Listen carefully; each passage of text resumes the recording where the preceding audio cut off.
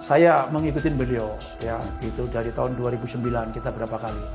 Kita udah nggak mikirin mau dibilang dihina kayak dikritik di ini di itu. Pak Prabowo tahu itu? Iya. Saya bisa tanya Pak, Pak Prabowo sempat mungkin beberapa kali membaca komentar-komentar misal media sosial? Iya. Sekali-sekali beliau kan, beliau sendiri juga cerita kan, sekali-sekali beliau lihat YouTube, lihat ini. Itu kita nggak akan terpengaruh dengan sesuatu yang tidak bergizi. Sekarang tentu kondisinya sedang tidak baik-baik saja secara geopolitik. Perang Iran dengan Amerika dan Israel, kita nggak tahu selesainya kapan. Dan sudah berdampak pada dolar misalnya yang di atas 17.000, sekarang 17.109, Pak. Kemudian harga minyak per barel juga sempat menyentuh di atas angka $100 per barel. Hari ini sekitar 90-an dan terus meningkat. Ada rencana untuk WFH, work from home, ya 1 hari dalam seminggu. Artinya kan bukan dalam kondisi yang baik-baik. Saya ingin tanya dulu Pak, untuk WFH itu akan dilaksanakan dan itu bagian dari penghematan. Dan bagaimana sesungguhnya kondisi ekonomi kita saat ini? Kan Bapak, walaupun Bapak bukan di bidang ekonomi, tapi Bapak melihat juga karena pengendalian pembangunan dan investigasi khusus, jadi secara general Bapak cukup paham kan itu. Bisa saya tanya itu Pak? Oke. Jadi secara umum udah disampaikan ke beberapa menteri terkait, ya toh. Itu Bapak kan, Pak Presiden pun juga sudah menyampaikan kita dalam kondisi aman. Namun karena tadi Mas menyampaikan, sampai kapan sih perang ini? Nggak ada yang tahu. Kita nggak ngerti. Yes. Oleh karena itu kita harus save ya semua resources yang kita punya, baik itu energi, baik itu pangan dan seluruh ya yang kekuatan yang bisa kita efisiensi. Kata orang kan sedia payung sebelum hujan. Jangan sampai nanti begitu perang berlarut ya entah kapan ya akhirnya kita sekarang sudah ada beberapa negara loh ya yang bandaranya tutup ya kan karena kekurangan energi, aftur dan lain sebagainya kan. Nah, kita kan belum dalam konteks seperti itu. Kita masih bagus aja ini.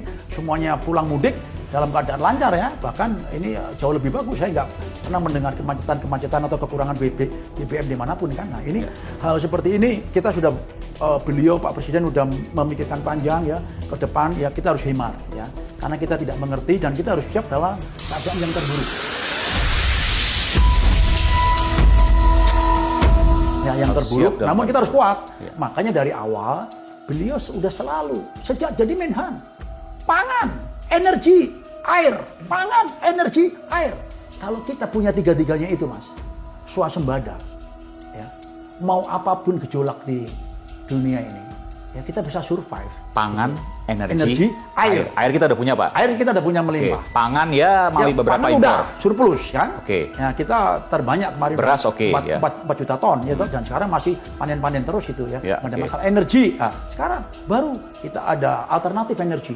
Ada biomas, matahari, ada matahari itu dan yang lain-lain. Sekarang kencang beliau sampaikan dan ini kemarin beliau juga udah sampaikan akan membangun listrik itu sampai 100 gigawatt ya dengan solar panel. Matahari. Itu nanti otomatis akan menghemat energi batu bara, energi fuel dan mematikan pembangkit dari fosil. Betul. Nah, kemudian kita juga beliau genjot terus untuk sawit ya kan, biomas ya yang B40 syukur-syukur bisa jadi B100. Bahkan Pak Prabowo dalam dialognya sempat menyatakan bahwa saya nggak apa-apa dibilang Bapak sawit selama itu kemudian bisa membangun dan mensejahterakan bangsa.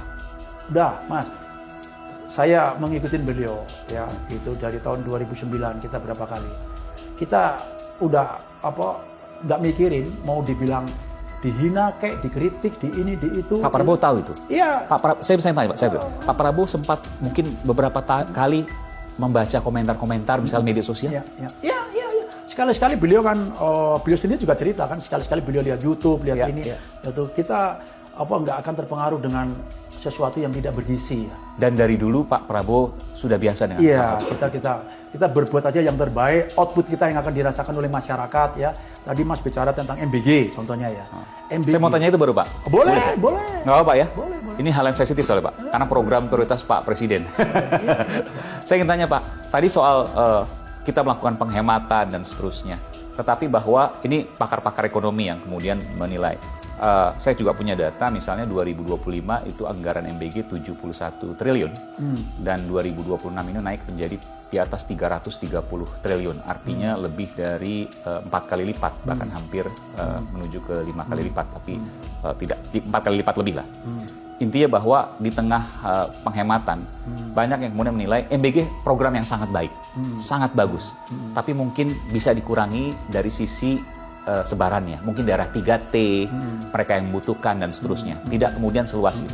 Bagaimana Bapak kemudian menjawab usulan-usulan seperti itu? Jadi begini ya, fundamental berpikirnya, dasar berpikirnya kita, itu secara makro dulu. Ya, bangsa kita ini sudah ratusan tahun dijajah. Sampai sekarang nggak habis-habis. Ya, itu. Namun, kenapa? Kita juga selalu masih import. Teknologi-teknologi tinggi. Ya, handphone, laptop, pesawat, tank, bahkan sampai satelit, kita juga belum bisa buat. Ya kita akuin aja. Sementara itu sumber alam untuk membuat barang-barang yang kita import ini semuanya itu ada di Indonesia. Iya, betul. Nah, negara lain, contoh Korea Selatan, dia tidak punya sumber daya alam seperti Indonesia. Singapura apalagi air aja dari Malaysia. Tetapi kenapa? Mereka lebih menguasai teknologi, produk-produk teknologi, industrialisasi yang maju, dan ekonomi. Dan ekonomi dari kita yang kaya sumber daya alam. Yes. Itu permasalahannya di mana coba? Kan permasalahannya pada sumber daya manusia kan? Nah, sumber daya manusia inilah yang kita perbaiki. Nah, untuk supaya the big push power ada kekuatan besar yang cepat seperti itu, maka kita meniru program-program negara-negara maju yang sudah dia laksanakan puluhan tahun. Sudah lebih daripada 100 negara maju ya, melakukan makan bergizi gratis puluhan tahun. Nah, oleh karena itu tidak heran bila mereka semua rakyatnya cerdas-cerdas, pintar-pintar. Nah, mereka berinovasi, kreativiti seperti itu. Nah, inilah ya MBG itu investasi, itu bukan cost. Kapan itu hasilnya akan kelihatan? Ya, namanya kan ini proses. Ya kan? Anak masih SD, dia akan produktif. Ya nanti setelah 5 tahun lagi, 10 tahun lagi, ya itu. Coba lihat kalau kita ke negara lain ya, contoh China. Itu dulu itu ada seorang pemimpin Deng Xiaoping ya, kalau nggak salah ya, tahun 82 sampai 86 dia mimpin. Itu dia berantas korupsi dengan sangat kejam. Itu yang korupsi hukum mati. Kalau tidak salah coba cek di internet hampir 5.000 orang. Itu sampai detik ini. Itu dipakai terus itu sistemnya. Dan dia bilang, lihat Cina 30-40 tahun ke depan akan menjadi negara besar. Benar nggak sekarang? Benar kan? Ada satu lagi hegemoni dunia sekarang, Cina. Gitu. Dan itu dimulai 30-40 tahun yang lalu. Dan Pak Prabowo ini berpikir jangka panjang, jangka menengah, jangka pendek. Semuanya udah dia pikirin. Itu kelebihan beliau. Yang saya lihat visionnya itu, makanya dari awal saya bilang, ini out of the box.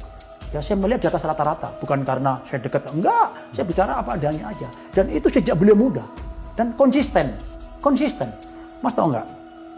Tahun 2009 waktu beliau ikut Pilpres pertama kali, kan ada dulu meluncurkan revolusi putih, pembagian susu. Oke.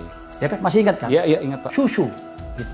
Beliau udah berpikir bagaimana masyarakat kita, anak-anak kita ini pintar.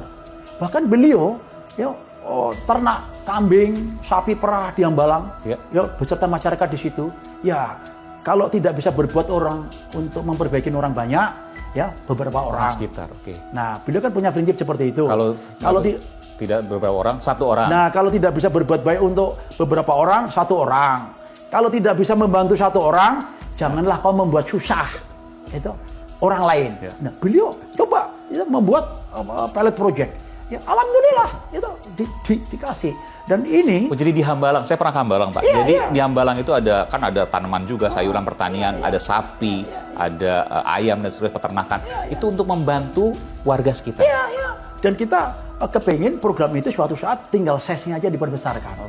Nah, ini tentunya anak-anak yang sekarang minum susu, umur 5 sampai 10 tahun, mungkin 12 tahun, kan dia akan berkreativitas, akan timbul inteligensinya kan setelah dia dewasa. Nah, jadi artinya program MBG ini adalah program jangka panjang yang akan membuat seluruh masyarakat kita cerdas. Ya, tidak usah kita berpikir wah ini pemborosan, nggak ada pemborosan. Ini itu investasi, bukan cost. Hasilnya anak-anak kita akan cerdas, suatu saat kita akan produksi TV sendiri, handphone sendiri, laptop sendiri, kamera sendiri, pesawat sendiri, tank sendiri, satelit sendiri. Dan itu semuanya ada. Sumber daya alamnya itu ada. Hanya kita tinggal how to manage, how to develop. Gitu loh. Gitu. Nah ini tidak semua orang mungkin ya bisa menjangkau pemikiran seperti ini, begitu loh. Gitu. Dan Mas nggak usah khawatir, seluruh biaya itu kita kalkulasi, ya. Beliau itu juga pengusaha, saya juga punya background pengusaha.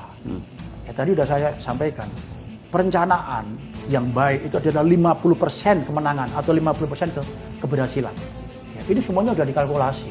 Kita tidak akan membuat suatu program yang diangan-angan, yang istilahnya tanpa perhitungan kalkulasi yang akurat, enggak. Jadi nggak usah khawatir tentang itu. Yakin aja intinya. Intinya itu hanya satu kok, yakin dengan pimpinan. Kalau kita mau melihat ya kejadian perang di Iran, ya, apa yang bisa diambil pelajaran situ? Nah, apa yang bisa kita ambil hikmahnya? Apa yang bisa kita pelajari dari perang di Iran? Menurut saya ada dua hal yang kita bisa pelajari. Yang pertama, kesetiaan. Yang kedua, pengkhianatan. Di mana penjelasannya, Pak? Nah, penjelasannya. Iran diembargo itu lebih dari 40 tahun. Kalau nggak salah dari tahun 82 ya. 79, Pak. Ya, 79 82. Ya, 40-an tahun lebih itu. Itu hampir 50 tahun. 47 tahun. Ya. Di sini kesetiaan rakyat Iran kepada pimpinannya itu luar biasa. Sehingga mereka bau-membau akhirnya seperti ini Iran. Hebat nggak? Dia berani nantang. Itu. Semua negara yang itu dia siap untuk menyerang. Yang itu diam-diam tanpa gembar-gembor, kesetiaan itu berlanjut terus. Akhirnya membuahkan hasil yang luar biasa. Besar Iran, betul. Di tengah embargo 40 tahun, besar sekali. Betul. Seluruh negara heran loh. Betul. Dengan kekuatan Iran yang saat ini. Betul. Dia punya misil yang kayak begitu. Luar biasa. Kemarin itu sampai 4.000 km supersonik segala macam. Dan itu belum dikeluarkan semuanya. Itu high tech. Dan dia punya ya katanya ya nuklir segala macam. Nah ini kesetiaan rakyat kepada pemimpinnya itu membuahkan hasil yang luar biasa. Itu satu sisi yang bisa kita ambil. Yang kedua pengkhianatan. Gimana itu? Nah, begitu perang, ya, tahu-tahu langsung daerah-daerah tertentu pimpinan-pimpinannya ya nggak ada 24 termasuk jam pemimpin tertingginya. Termasuk pemimpin tertingginya. Itu artinya ada pengkhianatan. Pasti ada pengkhianatan. Tidak mungkin kan orang Israel ucuk-ucuk di situ. Nggak mungkin. Nggak mungkin. Itu atau pasti orang Amerika lama. misalnya nggak mungkin. Atau orang Amerika itu kan. Pasti orang pribumi sana, orang asli sana maksud saya. Iya. Pasti orang asli di situ yang digalang. Yang berkhianat. Yang berkhianat.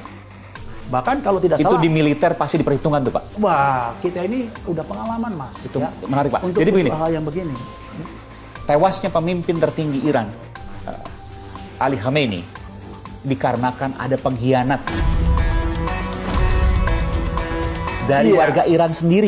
Iya, dan itu proses tidak ujuk-ujuk. Yang tersistem, terstruktur, dan sudah disiapkan sejak lama. Iya, bagaimana mereka begitu akurat. Dan itu bukan ada orang dekat ya Pak? Iya. Bisa jadi? Iya.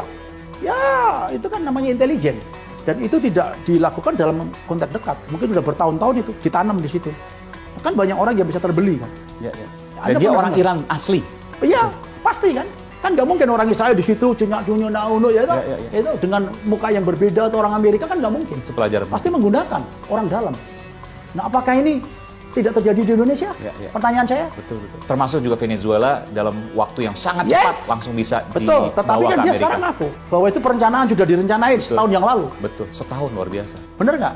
Dan sebelum setahun, mungkin sudah 4-5 tahun sudah ada intelijen, dia menanam orang-orang untuk bisa berkhianat di situ. Saya boleh nggak Pak, mungkin apakah ini nyambung atau tidak, tapi menurut saya nyambung. Ini kemudian yang sering dikatakan oleh Pak Prabowo, ante kasih. Betul Pak? Ya, kita kalau bicara terlalu ekstrim, dikira kita negatif thinking. Tapi ini tadi yang saya omongin, seperti itu. Bukan nanti asing lagi. Kalau menurut saya, kalau udah seperti itu, pengkhianat negara. Artinya ada beberapa segelintir, beberapa orang di Iran, itu yang kepengen negaranya hancur, kan begitu. Bayangin, mereka begitu akurat. Ya. Teknologi itu kan pasti ada kelemahannya. Gitu. Mereka kan harus tahu, mana sih yang akan dibom. Nah, kalau bukan dari orang dalam. Di mana sih pemimpin kamu? Gitu. Kan nggak bisa teknologi nyari itu setiap saat akurat seperti itu.